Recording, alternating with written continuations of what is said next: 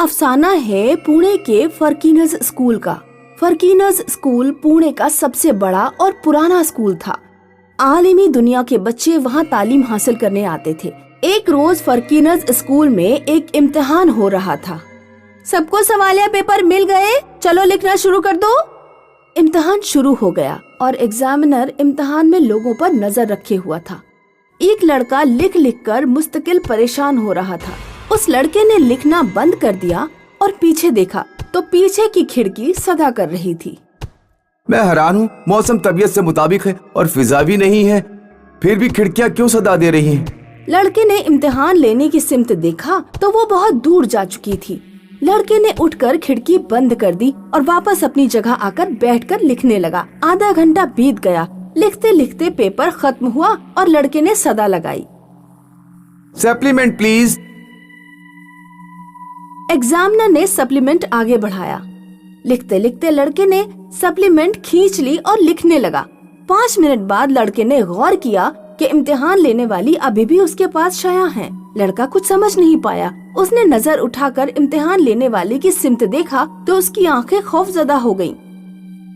Examiner एक खतरनाक भूतनी बन चुकी थी और सारे एग्जामिनेशन हॉल में लाशें ही लाशें बिछी थी। भूत भूत भूत भूत भूत भूत भूत भूत। भूतनी जोर जोर से कह कहे लगाने लगी। लड़का भागने लगा तो उसने लड़के को अपनी गिरफ्त में कर लिया और उसकी जान ले ली। इस हादसे की खबर सुनते ही सारा शहर हिल गया। इंस्पेक्टर तहकीकात के लिए प्रिंसिपल के ऑफिस पहुँचे तो प्रिंसिपल बोले, देखिए, ऐसे ही हमारा स्कूल शहर में काफी बदनाम हुआ है। हम और बदनामी नहीं चाहते हैं। वजीर आजम साहब से बात हो चुकी है, आप इस केस को रफा दफा कर दीजिए। हम कातिल तक पहुंचना चाहते हैं और आप कातिल को छुपाना चाहते हैं। आखिर वो इंसान है कौन जिसे आप छुपाना चाहते हैं? वो कोई इंसान नहीं, भूत है, भूत, एक लड़की का भूत। क्या स्टूडेंट और इम्तिहान लेने वाले का कातिल एक भूत है? बदनामी की खौफ से मैं बताना नहीं चाहता था। दरअसल माजी के 10 साल पहले इम्तिहान हॉल में एक लड़की ने खुदकुशी कर ली थी और आज वही लड़की भूत की शक्ल में मुजरिम बन गई है। कौन थी वो लड़की? रश्मि नाम था उसका। इसी कॉलेज में पढ़ा करती थी। उन दिनों उसके माली हालत ठीक नहीं थी। रश्मि बेटा, तुम इस घर का चिराग हो। तुम्हें ये इम्तिहान पास करना ही है। हर हाल में तुम्हें ये इम्तिहान पास करना होगा। बाबा जान की बात मानकर रश्मि इम्तिहान देने के लिए बैठ गई, लेकिन सवालिया पेपर देखते ही उसका सिर चकरा गया। कुछ देर बैठी सोचती रही और फिर लिखना शुरू कर दिया। 2 घंटे गुजर गए। इम्तिहान लेने वाला पेपर लेने लगा। सर, ये लीजिए मेरा पेपर। तुम 2 मिनट साइड में खड़ी रहो। सारे बच्चे इम्तिहान लेने वाले को पेपर देकर चले गए। रश्मि पेपर लेकर कोने में खड़ी रही। सर, आपने मेरा पेपर क्यों नहीं लिया? 2 घंटों से देख रहा था। कितनी चिट्ठियां छुपाई है तुमने ड्रेस के अंदर? सर, ऐसा कुछ नहीं है। मैं चाहूँ तो यही तुम्हारे कपड़े खोल सकता हूँ, पर ऐसा नहीं करूँगा। तुम्हारा पेपर मैं लूंगा। रात को पेपर लेकर तुम घर आ जाना। ऐसा कहकर एग्जामिनर चला गया और रश्मि ने एग्जामिनेशन हॉल में फांसी लगा ली। कुछ लम्हे गुजरने के बाद उस दिन वही एग्जामिनर उसी एग्जामिनेशन हॉल में एग्जाम ले रहा था। सारा हॉल खाली था, बस एक लड़की नजर आ रही थी। बेटा जल्दी करो, टाइम खत्म होने वाला है। लड़की तेजी से लिख रही थी कि अचानक उसकी पेंसिल नीचे गिर गई। तुम लिखो, मैं उठाता हूँ। एग्जामिनर पेंसिल लेने के लिए नीचे झुका तो उसकी नजर लड़की के पैरों पर पड़ी। वो बिल्कुल उल्टे थे। एग्जामिनर कांपता कांपता खड़ा हो गया तो उसके सामने रश्मि बैठी थी। रश्मि का भूत सामने देखकर एग्जामिनर की हालत बुरी तरह खराब हो गई। तुम तो मर चुकी हो। हाँ, मैं मर चुकी हूँ। बदला लेने आई हूँ। तूने मारा है मुझे। उस दिन थोड़ा रहम दिखाता तो मुझे मरना ना पड़ता। अब तू भी नहीं बचेगा, कोई नहीं बचेगा। जान बचाने के लिए एग्जामिनर दरवाजे की सिमत भागा तो दरवाजा अपने आप बंद हो गया। अरे कोई है, खोलो, दरवाजा खोलो, मेरी मदद करो। मैं भी देखती हूँ कि तुम्हें कौन बचाने आता है। रश्मि ने हाथों का इशारा किया और एग्जामिनर को पीछे घसीटा। मुझे माफ कर दो, छोड़ दो मुझे, छोड़ दो, मुझे माफ कर दो। रश्मि ने उसे फिजा में ऊपर उठाया। अब मैं तुम्हें फांसी का मजा दूंगी। एग्जामिनर गला छुड़ाने की कश्मकश में लगा और वो तड़प तड़प कर मर गया। कहिए, क्या आप उस भूत को अरेस्ट कर पाएंगे? यह हमारे बस की बात नहीं है। शुक्रिया, चलता हूं मैं। इंस्पेक्टर चला गया। केस बंद हो गया और केस के साथ साथ उस एग्जामिनेशन हॉल को मुसलसल ताला लगा दिया गया।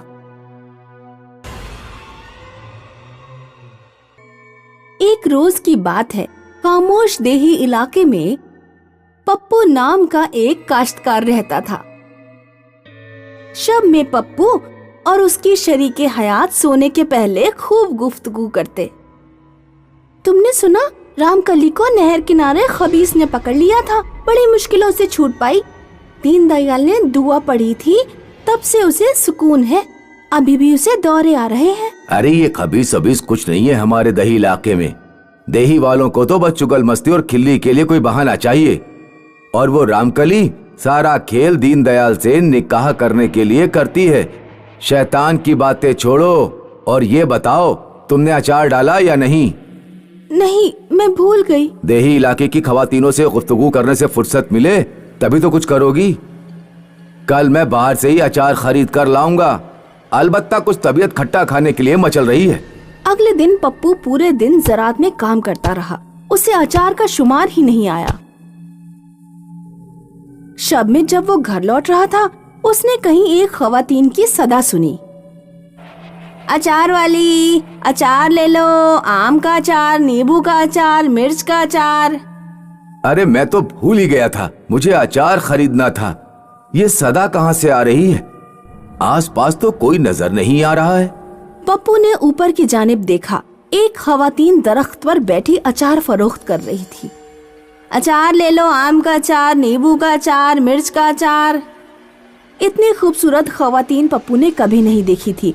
वो उसे देखते ही उसकी खूबसूरती में मौलिस हो गया। उसकी समझ में नहीं आ रहा था कि आखिर ये खवातीन दरख्त पर बैठकर अचार क्यों बेच रही है। सुनिए मोहतरमा अचार वाली, मुझे आम का अचार चाहिए था। औरत ने रस्सी से एक मटकी नीचे लटका दी। ये लो आम का अचार, रस्सी खोलो और मटकी में पैसे बांध दो। पप्पू अचार लेकर अपने घर की तरफ रवाना हो गया। पेड़ पर अचार बेचने वाली वो औरत थी एक खबीस। आखिर एक बशर मेरे जाल में फंसी गया। मेरा अचार खाकर धीरे धीरे इसका पूरा कुनबा मेरे कब्जे में आ जाएगा। फिर मैं इसके कुनबे के साथ कुछ भी कर सकती हूँ। इस देही इलाके को खा लूंगी और इसकी जौजा को अपनी जगह काम पर अचार फरोख्त करने के लिए लगा लूंगी।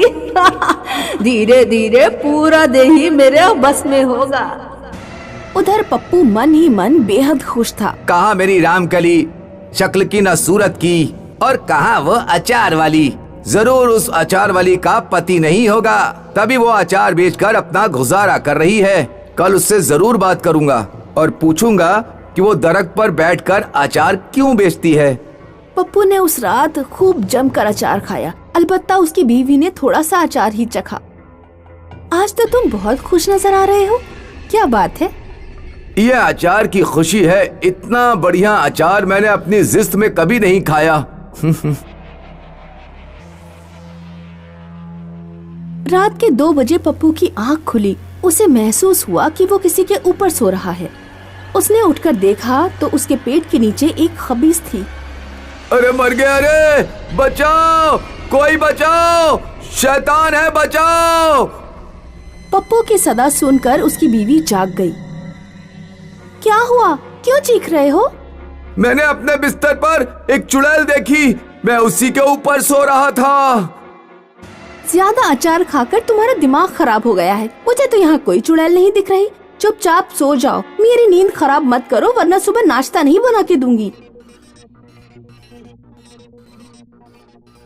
पप्पू की बीवी सुबह अंधेरे ही उठ जाती। उस दिन भी वो 5 बजे ही उठ गई। उस वक्त भी अंधेरा था।